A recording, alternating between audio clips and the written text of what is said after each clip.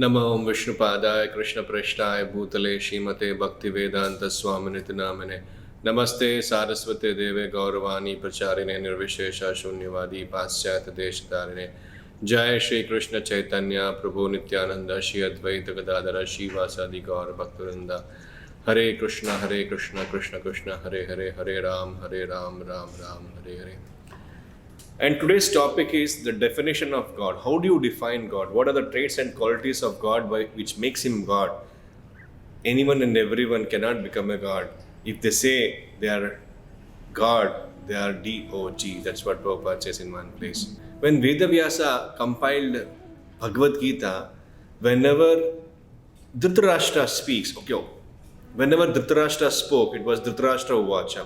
Whenever Sanjaya spoke, it was Sanjaya Uvacha. Whenever Arjuna asked him a question to Krishna, it was Arjuna Uvacha. But whenever Krishna spoke, it was not Krishna Uvacha. It was clearly written as Bhagavan Uvacha. The Supreme Personality of Godhead said, or the Blessed Lord said. By that only we can understand the position of the Supreme Lord. He is different from the other three. He is the Supreme Personality of Godhead.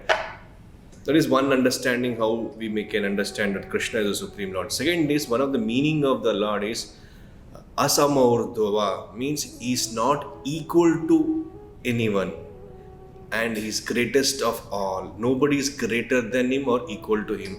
Asama means Sama means equal. Asama means is not equal. Asamurdhava is greater than the greatest. Nobody is greater than him. And as we come to the understanding of Bhagavan, there's a definition which is given by Parashara Muni, the father of Vyasadeva. Bhagavan means is a combination of two words, Bhaga plus Van, just like Gyan plus Van, just plus Hima plus Alaya. One who possesses knowledge, one who called Jnanavan, one who possesses Bhaga. Bhaga means opulences. Anyone in this world who has opulences is attractive. Whether it's Elon Musk or Isaac Newton, because of their knowledge, because of their wealth, they are attractive. Now we have to look for a personality who has all such Bhaga opulences in an unlimited quantity. And that person is called Bhagavan. Let us go back to let us understand the definition given by Parashara Muni. He says, Aishwaryasya samagrasya veerasya yashasha shriya jnana vairagyushchaiva shanna bhaga itigna.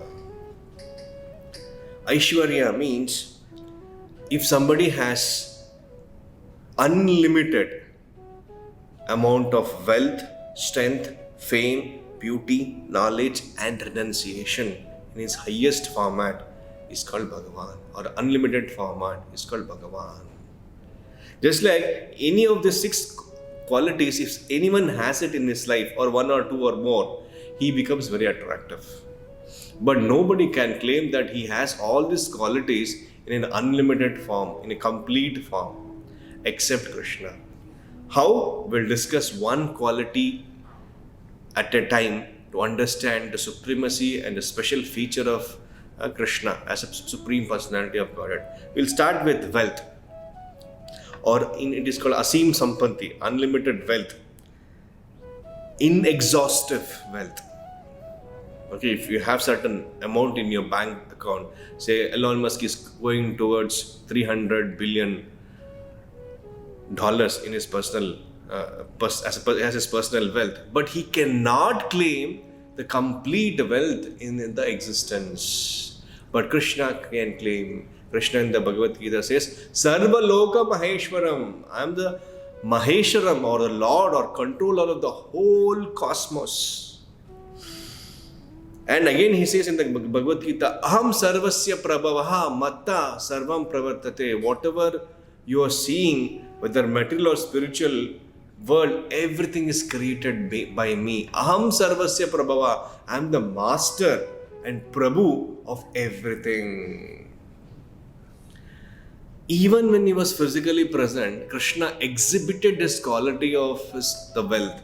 Say for example, his ability to marry 16,108 wives and to construct gorgeous, magnificent, monumental palaces for his beloved queens is unparalleled in the history. The palaces were bedecked with jewels, gems, rubies, sapphires, and touchstones. The wealth was no match to the wealth of the heavenly abodes.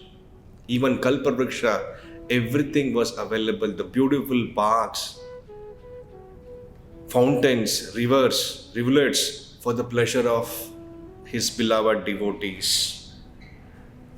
If you see all this, there is no match for his wealth. Correct? This is one of the opulence of the Lord. He has his unlimited quantity. Going to the second part is called strength. Aishwaryasya samagrasya virya. Virya means strength. Here in this material world, somebody is very strong. We appreciate him. There are competition also to prove who is the strongest man. But that strength, the ability, the endurance, the power will be limited to a person's time and space. It will not be eternal. But Krishna's power is not like that. Can you imagine Krishna's power? It's a Sarva Loka Maheshwaram. To regulate and control how much powerful he would be. Another place in Bhagavad Gita, he says, Kama Esha Bhutani Dharyami Aham Ojasa. What does that mean? He says he enters into each planet and stars and keeps them in their orbit. Because of the fear of Krishna, the sun and the moon rises. Because of the fear of Krishna, the planets move in his orbit and the devatas work according to his instructions. This is the strength of the Supreme Lord. Even when he appeared in this material world as an infant, as a child, he killed Putana, who was feared by even devatas. When he was just 3 months old, he killed this witch, just sucking out of her life hair. And later on, so many demons were killed when he was just a normal kid. He lifted the Govardhana at the age of 7 in his small left finger without any endeavor, without any effort. That was not a big deal for him. Just like a small kid plays with toys, or just like an elephant usurps or picks up a lotus flower. It's a simple act. It doesn't have to be put endeavor for that. There's no gym he had gone for. So that is Krishna's strength. And it is unlimited, uninterrupted, everlasting. That is the beauty of Krishna's strength. And the third point is Aishwaryasya samagrasya viryasya yasha. Yasha means fame. We all want to be famous, but our fame is limited on the social media platform, or if you are a politician on the political scenario. But what is the fame of Krishna? A person's birthday, you don't see any person's birthday today being celebrated as 1000th birthday, 2000th birthday. Correct? You would maximum see that person's birthday being celebrated maybe 200 years, or maybe a country is created as 200, 300 years, America maybe. But Krishna's appearance, Krishna's birth celebrations, although he appeared 5000 years ago, even today on this very planet, all across the city, all across the world, prominent cities, even in the towns and villages, Krishna's birthday is celebrated. Can you imagine his fame? Your birthday or my birthday or any so-called politicians or celebrities' birthday, how many of them will celebrate? So that is Krishna's fame. And the knowledge which Krishna gave in the Bhagavad Gita, even today, people are trying to understand the mysteries of Bhagavad Gita. Even after 5000 years ago, as famous as it used to be those days. Not only in this particular world, Krishna says in the Bhagavad Gita, I spoke to Sun God. So the Bhagavad Gita's knowledge is appreciated even in the other planets. That is the kind of fame Krishna has. So this is one few examples of Krishna's fame. Today we are discussing and you are hearing. That is fame for them. And the fourth point is Aishwaryasya samagrasya viryasya yasha shriya. Shriya means beauty. Krishna's beauty is so unparalleled. It is said, Kandarpa koti kamaniya vishesha shobham govindamadi purusham tamaham bhajami. Kandarpa is called as God of love or Madana. He is the most beautiful person in this universe. But it is said Krishna's beauty, Kandarpa Koti. If millions of Kandarpa's beauty can combine in one person's beauty, that beauty cannot be compared to the beauty of Krishna. Krishna is extremely beautiful. And the beauty of his beauty is he's Navayavvanam Cha. He's always eternally beautiful. He never grows old. Even on the battlefield of Kurukshetra, when he had great grandsons, he was just looking like a 20-year-old person. That is Krishna's beauty. Advaitam Achyutam Anadim Ananta Rupam Adyam Purana Purusham Navayavvanam Cha.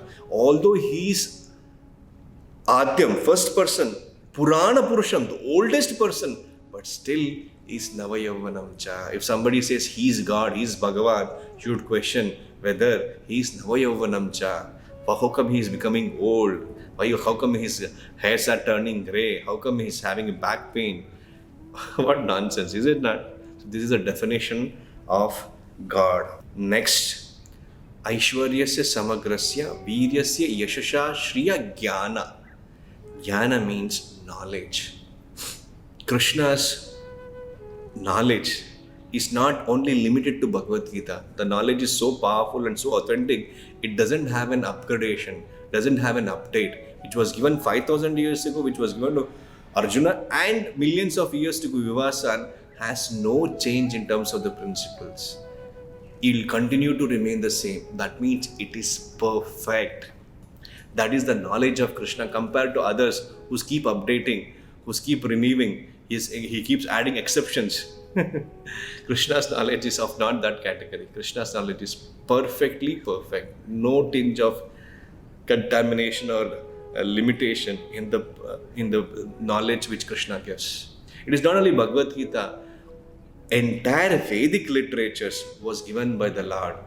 Vyasadeva just compiled it. Just to compile it, an incarnation of Krishna, literal incarnation Krishna has to come and do the job. Just imagine the quantum of information, knowledge which Krishna has given. Krishna has given this knowledge to Brahma. There are three important personalities, Brahma, Vishnu and Maheshwara, who just regulates and maintains and annihilates the whole cosmic creation. Tene Brahma Hridaya Adikavehe. He instructs imperishable knowledge to Brahma through the heart, Krishna, through which he could create, and that is Krishna's knowledge. And he is called Sat Chit Ananda Vigraha, completely eternal, Sat, completely full of knowledge and completely blissful. That is Krishna's position. And again in Bhagavad Gita, Krishna says, Vedaham Samitittani. I am the compiler of the old Vedas. I know the past, present and the future. No one knows me. This is the position of Krishna. He knows the past, present and the future, and he knows everyone, and he's in the heart as Paramatma. Everything is known to him. Whatever is required is available for his discretion, but no one knows him. That is Krishna's knowledge. Now the last part, Aishwaryasya Samagrasya Viryasya Yashasha Shriya Jnana Vairagya. Vairagya means renunciation. Although he is Sarvaloka Maheshwaram, although he is Surdam Sarva Bhutanam, Sarvaloka Maheshwaram means the emperor and the owner of everything in existence, or dearmost friend of every living entity, or is the Bhoktaram Yagna Tapasa, he is the enjoyer of everything.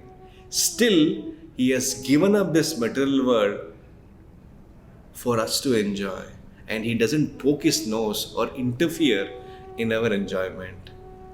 Say for example, somebody comes to your property and occupies that property and builds his own house. You will be offended. No, you'll go to the court, you'll fight against him. Or something, even in terms of some relationship, something happens, you have to fight. But Krishna didn't interfere. Take it, no problem. That is Krishna's renunciation. Another example of Krishna's renunciation is, Prabhupada gives us examples of fossil fuels. The fossil fuels or the natural resources are all supplied by the nature. Maya Dakshina Prakriti Suvate. Under my superintendence, this Prakriti produces moving and non-moving things. It is not just nature. And under the nature, so many things are produced, and we all use it for our own gratification. Prabhupada gives the example of fossil fuels. The fossil fuels are used by Iran, Iraq, or Gulf nations, but actually it doesn't belong to them. It belongs to the Supreme Lord. But he doesn't interfere. Oh, mera property hai, kyun touch kiya tumne? Another example of Krishna's renunciation is Sandipani Muni, the spiritual master of Krishna. Krishna doesn't require any spiritual master, but he accepted a spiritual master. So set an example how a student should behave as an ideal student in Gurukul. Although he is a supreme lord, although he is a great Kshatriya, but still he performed menial activities in a Gurukul. Whatever the Acharya used to tell, he used to obey and abide by the dictation and the laws of the institute, Gurukul. So that is his renunciation. Another example is for a Kshatriya, Yuddhascha Apalayana. One of the qualities, he doesn't run away from the battlefield. But for the sake of his devotees, when Rukmini was in difficulty, Krishna ran away from the battlefield. That is even worse than committing suicide. Another classical example of Krishna's renunciation, when the Rasa Leela was happening, this is also another opulence of the Lord. Krishna expanded himself into 16,100 forms. With each gopi, he was personally present. And in between the Rasa Leela, he just vanished from the scene. And all the gopis were frantically searching for Krishna. And they saw that Krishna has gone separately with one specific gopi, Srimati Radharani. And they thought that this lady is so fortunate. We were thinking that Krishna is personally enjoying with us. Krishna saw the pride in us and he left us. And here is that gopi, special gopi, where Krishna wants to spend personal time with her. And then after a certain time, they saw even that gopi was left by Krishna. Krishna is not after beauty. Beauty is after Krishna. Krishna is after anything. Krishna is renounced completely.